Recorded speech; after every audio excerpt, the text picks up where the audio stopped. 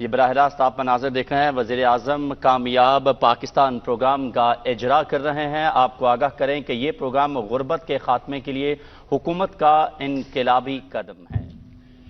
ایاک نعبد و ایاک نستعین۔ سب سے پہلے تو شوکت ترین آپ کو، آپ کی ساری ٹیم کو، جنہوں نے بڑی محنت سے یہ آج پروگرام کو یہاں تک پہنچایا کہ آج ہم اس کی لانچ کر رہے ہیں۔ میں آپ سب کو خاص طور پہ خراج تحسین اس لیے پیش کرتا ہوں کہ اصل میں یہ ہمیں 74 سال پہلے یہ پروگرام شروع کرنا چاہیے تھا۔ دیکھیں، میں یہ سمجھتا ہوں کہ ہم نے ایک بڑی 74 سال پہلے بہت بڑی غلطی کی، اور میں آپ کو بتاتا ہوں وہ غلطی کیا ہے۔ ہم یہ سمجھتے تھے کہ ایک وقت پہ ہمارا ملک خوشحال ہو جائے، ہمارے پاس اتنا پیسہ آ جائے، اس کے بعد ہم پھر ایک پاکستان کو فلاحی ریاست بنائیں۔ اور یہ جو سوچ ہے نا کہ پہلے پیسہ اکٹھا ہوگا، پہلے ملک میں سرپلس ہوگا، ہمارے پاس پیسہ ہوگا، پھر وہ ہم غریبوں کی طرف لگائیں گے، میں یہ سمجھتا ہوں کہ فنڈامنٹلی غلط فیصلے تھے۔ دیکھیں، مدینہ کی ریاست کی میں کیوں بات کرتا ہوں؟ کیونکہ وہ دنیا کی تاریخ کا سب سے کامیاب ماڈل تھا، اور ماڈل کی کامیابی ہوتی ہے جو اس کے ریزلٹس دیتے ہیں۔ تو وہ جو فینومینا ہوا تھا مدینہ کی ریاست کے بعد، یہ ایک تاریخ کا حصہ ہے، یہ کوئی فینٹیسی نہیں ہے یا یہ کوئی میتھولوجی نہیں ہے، یہ فیکٹس اور فگرز ہیں، ہسٹوریکل، کہ ایک سویلائزیشن جس کی حیثیت نہیں تھی وہ ایک دم رائز کیا اور اس نے دنیا کی امامت کی، اور 1000 سال تک دنیا کا پریمیئر سویلائزیشن رہا۔ تو مدینہ کی ریاست کیوں اللہ ہمیں کہتا ہے کہ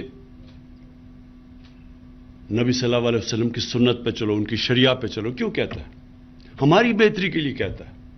یہ ہمیں غلط فہمی ہے کہ ہم اللہ کو کوئی فائدہ پہنچا سکتے ہیں۔ تو وہ اس لیے ہمیں کہتا ہے کہ اگر آپ ان کے کیریکٹر کو فالو کریں گے تو کہ انسان کا کیریکٹر اوپر چلا جائے گا اور وہ ایک عظیم انسان بن جائے گا، اور اگر آپ ان کی جو انہوں نے ریاست بنائی تھی اس کے اصولوں پہ چلیں گے، آپ کی ریاست اٹھ جائے گی۔ میرا یہ ایمان ہے کہ جو مدینہ کی ریاست میں ہوا تھا، پہلے انہوں نے فلاحی ریاست بنائی تھی، پھر خوشحالی آئی تھی۔ یہ بالکل غلط ہمیں خیال ہے کہ جو پہلے پیسہ آیا تھا اور پھر انہوں نے سارا نچلے طبقے کو، جو پہلی دنیا کی تاریخ کی ایک ویلفیئر سٹیٹ بنی تھی، وہ ویلفیئر سٹیٹ پہلے بنی تھی، پھر خوشحالی آئی تھی۔ کیونکہ اللہ کی برکت آتی ہے، جو ہم اللہ میں مانتے ہیں اس کی برکت آتی ہے، اس کی جب وہ خوش ہوتا ہے کہ آپ اس کی انسانیت کے لیے کچھ کرتے ہیں تو اوپر سے پھر وہ آپ کی مدد کرتا ہے۔ کیونکہ اس کی کوئی ایکسپلینیشن نہیں ہے کہ دیکھتے دو سپر پاورز کے بیچ میں ایک قوم جس کی حیثیت ہی کچھ نہیں تھی اور ڈیوائیڈڈ تھی ٹرائبز کے اندر، وہ ایک دم اٹھ گئی اور دونوں سپر پاورز اس کے سامنے کولیپس کر گیا اور وہ دنیا کی ٹاپ سویلائزیشن بن گیا۔ تو اس میں سب سے بڑی چیز ہے انسانیت۔ جس قوم میں انسانیت ہوتی ہے، اللہ کی برکت آتی ہے اس کے اوپر، اور ساتھ ساتھ اس کے انصاف۔ یہ دونوں اللہ کے حکم ہیں، انصاف اور انسانیت۔ یہ بیسز ہے ایک سویلائزیشن کا۔ اب آپ دو قومیں دیکھ لیں، ایک ہی جتنی آبادی دونوں کی، ایک طرف ہندوستان، دوسری طرف چائنا۔ 35 سال پہلے دیکھ لیں، 40 سال پہلے تقریباً ایک ہی ساتھ تھے دونوں۔ آپ ان کے سوشل انڈیکیٹرز دیکھ لیں، تقریباً ساتھ تھے وہ۔ آج چائنا آسمان پہ پہنچ گیا ہے اور ہندوستان میں وہی ایک جزیرہ ہے بہت امیر لوگوں کا اور نیچے غربت ہے۔ چائنا نے وہ جو ہم چاہتے ہیں، چائنا نے وہ اصل میں مدینہ کا ماڈل فالو کیا۔ انہوں نے نیچے سے طبقے کو اوپر اٹھایا، اور چائنا جب گیا تو انہوں نے باقاعدہ بتایا کیا سٹیپس لیے گئے کہ انہوں نے اپنے نچلی طبقے کو کس طرح اوپر اٹھایا، کیسے پاورٹی ایلیویشن میں کیا، اور پھر کیسے انہوں نے ان لوگوں کو باقاعدہ پروگرامز بنا کے 10 سال 15 سال 20 سال کے پروگرامز بنا کے انہوں نے اپنے نچلے طبقے کو اوپر اٹھایا، اور وہ چیز کی جو دنیا کی تاریخ میں کبھی کسی نے نہیں کی، یعنی جن نمبرز میں انہوں نے لوگوں سے غربت سے نکالا، اور پھر ابھی شی جن پنگ نے اناؤنس کیا کہ ہم نے ایکسٹریم پاورٹی ختم کر دی. تو آپ وہی دیکھ لیں کہ ہندوستان آج کدھر ہے اور وہ چائنا کدھر پہنچ گیا ہے. سو ہمارا جو فنڈامنٹل پرنسپلز ہم نے اس قوم میں جو ہمیں اڈاپٹ کرنے چاہیے تھے، جب ہم نے ایک بہت بڑا، ہمارے فاؤنڈنگ فادرز نے کہا کہ یہ مثالی اسلامی فلاحی ریاست بنے گی، یہ جو فیصلہ تھا اس کے اوپر کبھی عمل ہی نہیں ہوا، اور ایک ایلیٹسٹ سسٹم بن گیا. جو آپ اور چیزیں چھوڑ دیں، تعلیم کا نظام لے لیں، یہ کتنی بڑی ایک ملک کی بدقسمتی ہے کہ ایک چھوٹے سے طبقے کو آپ انگلش میڈیم پڑھا دیں اور وہ نوکریاں ان کو دلوا دیں، باقی جو آپ کی عوام ہے وہ بیچاری اوپر ہی نہیں آ سکتی. ایجوکیشن اپارٹھائڈ، کہ آپ ایک طبقے کے لیے ایک تعلیم، دوسروں کے لیے نیچے، اور پھر ایک دینی مدرسے چل رہے ہیں. کبھی کسی نے کوشش نہیں کی اس کو سنتھسائز کرنے کے لیے کہ ایک ملک ہے، ایک قوم ہے، اس کا کورس سلیبس تو ایک ہو، لیکن کیونکہ ہماری طرح کی ایلیٹ فائدہ اٹھا رہی تھی اس سے، ہمارے بچوں کو اچھی نوکریاں مل رہی تھیں، ہمیں کوئی انسینٹو نہیں تھا کہ چینج کریں سسٹم. کیونکہ نیچے اور پھر نیچے سے جو اوپر آتا تھا، جو لوگ اردو میڈیم سے پڑھ کے ایونچولی اپنی زندگی بہتر کر لی، وہ اپنے بچے انگلش میڈیم میں بھیج دیتے تھے. ان کو بھی جب وہ پارلیمنٹ میں بھی آ جاتے تھے، وہ ادھر پہنچ جاتے تھے جدھر وہ فیصلے کر سکتے تھے، تب بھی انہوں نے وہ سسٹم نہیں چینج کیا، کیونکہ وہ پھر بینیفیشری بن گئے اس ایلیٹسٹ سسٹم کے. اور اس لیے میں شفقت آپ کو خاص طور پہ یہ خراج تحسین پیش کرتا ہوں، جو پہلی دفعہ پاکستان کی تاریخ میں ہم نے اب یہ بڑا مشکل اٹیمپٹ کیا چینج کرنے کا یہ سسٹم، کہ ہم نے ایک کورس سلیبس ایک بنایا. اور کتنی آوازیں آ رہی ہیں اس کو آبجیکٹ کرنے کے لیے. شرم نہیں آتی ان لوگوں کو کہ آپ کو پتہ ہے کہ ناانصافی کا سسٹم ہے، اس کے بعد بھی کامنٹ کر رہے ہیں جی پیچھے لے کے جا رہے ہیں لوگوں کو. یعنی کہ سمجھ نہیں آئے کہ پیچھے کیسے جا رہے ہیں. اگر آپ ساروں کو لیول پلینگ فیلڈ دیں گے کہ وہ بھی انگریزی سیکھیں تو پیچھے کیسے جا رہے ہیں. دوسری چیز جو شوکت نے بات کی کہ ہمارا جو سسٹم بن چکا ہے وہ سارا ایلیٹ کے لیے بن چکا ہے. قرضے ہیں تو پیسے والے لوگوں کے لیے، گھر بنائیں گے تو پیسے والے لوگوں میں ہونی چاہیے، تعلیم پیسے والے، انصاف کا نظام صرف پیسے والے لوگوں کے لیے. غریب آدمی اور ایک طاقتور کا مقابلہ ہو جائے عدالت میں، وہ کبھی غریب جیت ہی نہیں سکتا، اس کو انصاف ہی نہیں مل سکتا. سو سارا سسٹم کیٹر کرتا ہے چھوٹے سے لوگوں کو. یہ کبھی معاشرہ اوپر نہیں جا سکتا جب تک ہم فنڈامنٹلی ہمارا مائنڈ سیٹ چینج نہیں ہوتا. معاشرہ اوپر نہیں جا سکتا. میں بڑا سوچتا تھا کہ 1700s میں 1700 میں ہندوستان کا جو جی ڈی پی تھا وہ 24% تھا دنیا کا. تو میں سوچتا تھا کہ یہ کیسے پیچھے رہ گیا. تو ایک برنیئر ہے جو 1650s میں جو شاہ جہان کے کورٹ میں جاتا ہے اور وہ فزیشین بن جاتا ہے وہاں. تو اس کی ڈائریز ہیں کہ وہ کورٹ کی لائف کیا تھی. تو اس میں بڑی زبردست انسائٹ ملتی ہے کہ ہم کیوں پیچھے چلے گئے. اس وقت سپر پاور تھے مغل، دنیا کی سپر پاور مانے جاتے تھے وہ. تو وہ جب وہ ڈسکرائب کرتا ہے وہاں کی دنیا اور پھر وہ کمپیئر کرتا ہے کہ فرانس میں کیا ہو رہا ہے اور وہ فرانس میں کیا حالات تھے اور ادھر کیا حالات تھے ہندوستان میں. تو پہلے تو وہ بادشاہ کا بتاتا ہے کہ اس کے پاس جس طرح کے جو وسائل تھے، پیسے تھے، ہیرے، جیولری، سب کچھ، کہتا وہ مقابلہ ہی نہیں کر سکتا تھا فرانس سے، ان کا بادشاہ. یعنی جس طرح کی وہ امیری تھی اس کے بادشاہ، مغل بادشاہ، پھر اس کے پرنسز تھے، پھر ان کا سارا. لیکن اس نے جو اصل بات کی، اس نے کہا جب میں دلی میں جاتا تھا اور میں اس کو کمپیئر کرتا تھا پیرس سے، تو پیرس میں جب آپ سڑک پہ پھرتے تھے تو 7 ایسے لوگ ہوتے تھے جن کے کپڑے اچھے ہوتے تھے اور 3 ہوتے تھے جو کہ غریب ہوتے تھے. لیکن کہتا جب میں دلی کی سڑک میں پھرتا تھا تو 6 ایسے لوگ ہوتے تھے جن کے کپڑے پھٹے ہوئے اور جو غریب ہوتے تھے، اور صرف 3 یا 4 ہوتے تھے جن کے اچھے کپڑے تھے. تو بیسکلی جب ایک انیکوالٹی ہوتی ہے سوسائٹی میں، یہ بیسز ہوتا ہے اس کا نیچے جانے کا. کوئی بھی معاشرہ نہیں کامیاب ہو سکتا جدھر ایک امیروں کا ایک جزیرے ہوں اور غریبوں کا سمندر ہو. کوئی معاشرہ نہیں کامیاب ہو سکتا. تو ہماری کیا کوشش ہے، وہ اپنا ذرا مائنڈ سیٹ اور ملک کی پرائرٹیز چینج کریں کہ یہ جو نیچے طبقہ ہے جس کے لیے نہ ہم آپ کو پتہ ہے کوئی گھر ہی بیچارے نہیں بنا سکتے، کوئی سسٹم ہی نہیں تھا لون دینے کا. غریبوں کو تو چھوڑیں، جو ہماری پروفیشنل کلاسز ہیں، غریب جو ہمارے لوور مڈل کلاسز ہیں، جو مڈل کلاسز ہیں، وہ بھی گھر نہیں بنا. کیش ہے تو گھر بناؤ. یا کوئی سسٹم ہی نہیں تھا ہاؤس فائنینسنگ کا. اور پھر جب ہم نے یہ کیا اور بڑی مشکلوں سے بڑی دیر لگی رکاوٹیں دور کرتے کرتے کہ کیوں نہیں فائنینس جا رہا نیچے، تو ہم نے پھر ریئلائز کیا فائنلی جب تیار بھی ہو گیا سسٹم، ہم نے قانون بھی وہ فورکلوجر لا کا جو قانون تھا وہ جو پھنسا ہوا تھا بڑی دیر سے، وہ بھی کسی نے کوشش کی کہ اس کو وہ اسٹے آرڈر ختم کرنے کے لیے. تو جب ہو بھی کیا، پھر بھی جو ہمارے بینکس تھے ان کے پاس انفراسٹرکچر ہی، ان کی ٹریننگ ہی نہیں تھی چھوٹے لوگوں کو قرضے دینے کے لیے. تو وہ چھوٹے لوگوں کو قرضے نہیں ملتے تھے.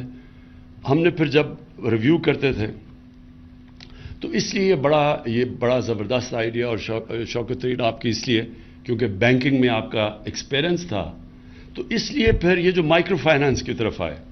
اور جس طرح قوت کا بڑا زبردست ان کی تجربہ اور ایکسپیرئنس ہے، تو بجائے ہم نے ریئلائز کیا کہ بینکس جب تک سیکھیں گے چھوٹے لوگوں کو قرضے دینے میں تب تک تو ہمارے 5 سال بھی پورے ہو جائیں گے.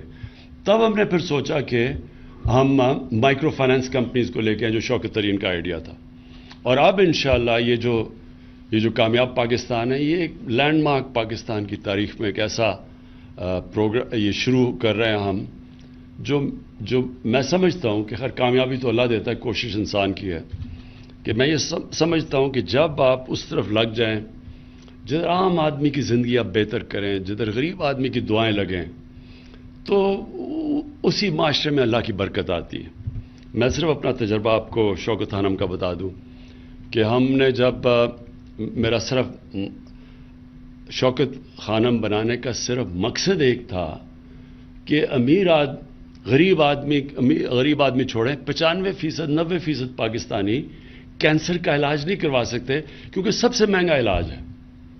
تو وہ میں نے تب سوچا کہ غریب آدمی، اگر ہم پیسے والے لوگوں کے لیے اتنا مہنگا علاج ہے تو غریب آدمی کے لیے تو امپاسبل ہے.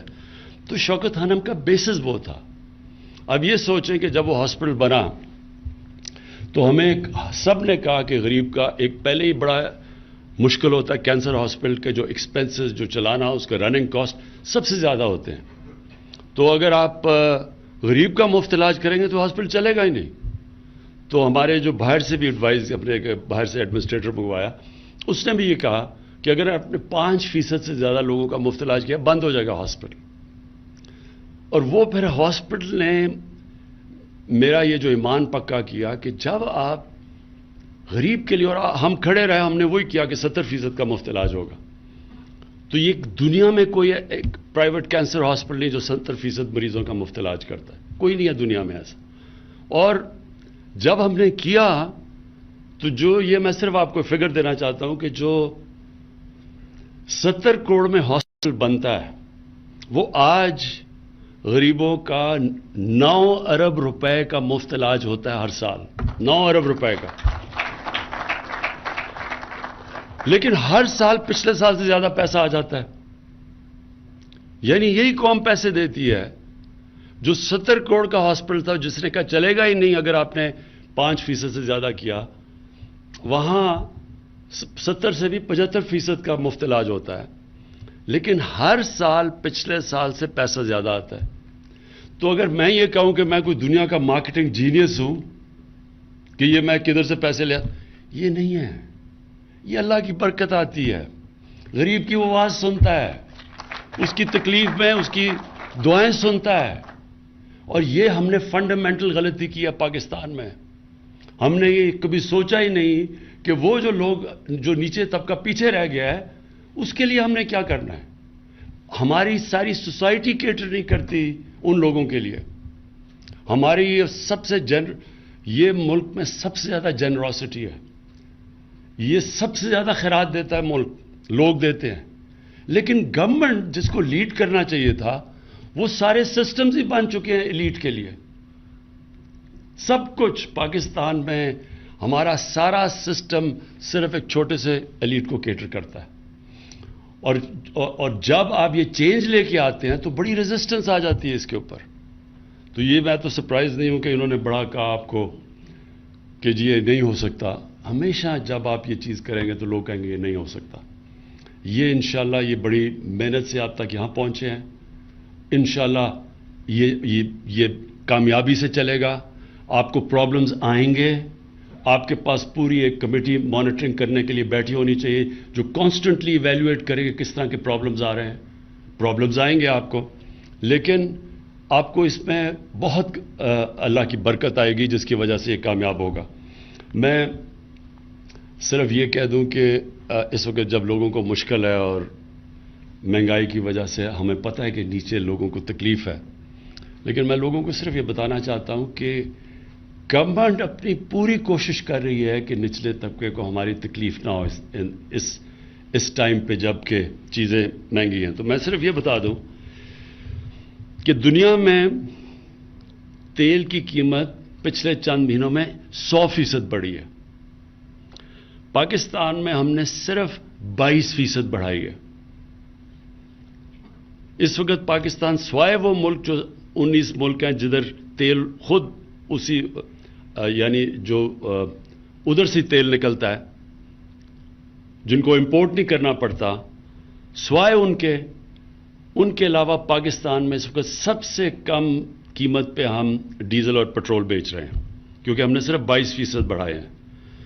گندم 37% دنیا میں اس کی قیمت بڑھی ہے. یہ جو سارا کرنچ آیا ہے کووڈ کی وجہ سے دنیا میں جب سپلائی لائنز افیکٹ ہوئی ہیں تو اس وقت 37%. پاکستان میں ہم نے صرف 12% بڑھائی ہے. چینی دنیا میں 40% اس کی قیمت اوپر گئی ہے. پاکستان میں ہم نے صرف 21% بڑھائی ہے. اور یہ وہ ملک جو کہ پہلے ہمیں کافی پریشر ہمارے اوپر فسکل ڈیفیسٹ کے، اور آپ کو پتہ ہے کہ جو ملک میں ہمارے ڈیفیسٹس ہیں اور جو قرضے چڑھے ہوئے ہیں، اس کے باوجود ہم نے اپنی طرف سے پورے کم سے کم امپیکٹ ڈالا ہے نچلے لوگوں کے اوپر. میں صرف آپ کو یہ بتا دوں کہ ہم نے سیلز ٹیکس اور پیٹرولیم کی جو لیوی ہے، اگر ہم اس کو نیچے نہ لے کے آتے، کیونکہ ہمارا اس لیے سستا ہے ہمارا کیونکہ ہم نے سیلز ٹیکس بھی پورا نیچے لے آئے پیٹرول پہ اور ڈیزل پہ، اور لیوی بھی نیچے لے آئے ہیں. اگر ہم یہ نہ نیچے لے کے آتے تو ایک سال میں گورنمنٹ کو 400 ارب روپے کا فائدہ تھا. تو ہم نے یہ نیچے لا کے، جو ہندوستان میں اس وقت دگنا ہے ہمارے سے پیٹرول اور ڈیزل، تو وہ کیوں دگنا ہے؟ کیونکہ انہوں نے اپنی لیویز نہیں کم کی. تو ہمیں ایک سال میں 400 ارب روپے کا ہمیں نقصان کیا صرف تاکہ لوگوں کے اوپر بوجھ نہ پڑے. میں اس لیے یہ کہہ رہا ہوں کہ یہ ظاہر ہے لوگوں کو تکلیف ہے کہ قیمتیں بڑھ گئی، ہمیں پتہ سب کو، لیکن ہم نے اپنی طرف سے پوری کوشش کی ہے کہ نچلے طبقے کے اوپر کم سے کم امپیکٹ جائے.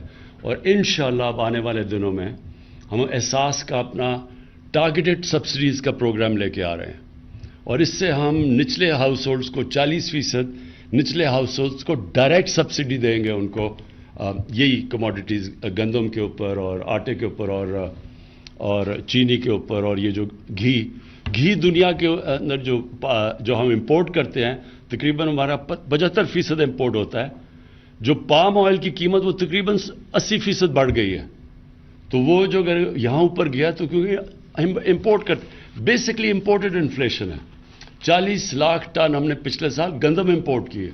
تو امپورٹڈ انفلیشن کی وجہ سے اس وقت مہنگائی ہے. ہم یہ سمجھتے ہیں کہ ایک تو ہم ٹارگیٹڈ سبسڈیز سے ڈیل کریں گے، دوسرا آنے والے دنوں میں یہ جب سپلائی کا یہ جو پرابلمز کم ہوں گے تو انشاءاللہ کموڈٹی کی قیمت دنیا میں جب نیچے آئیں گی تو پھر بھی ہمارے ملک میں بھی نیچے آ جائے گی. پھر سے میں آپ سب کو شوکت، آپ کی ساری ٹیم کو، جتنے بھی آپ نے یہ جو کنسلٹیشنز کر کے یہاں تک پہنچے ہیں، میں ان سب کو آج خراج تحسین پیش کرتا ہوں. شکریہ.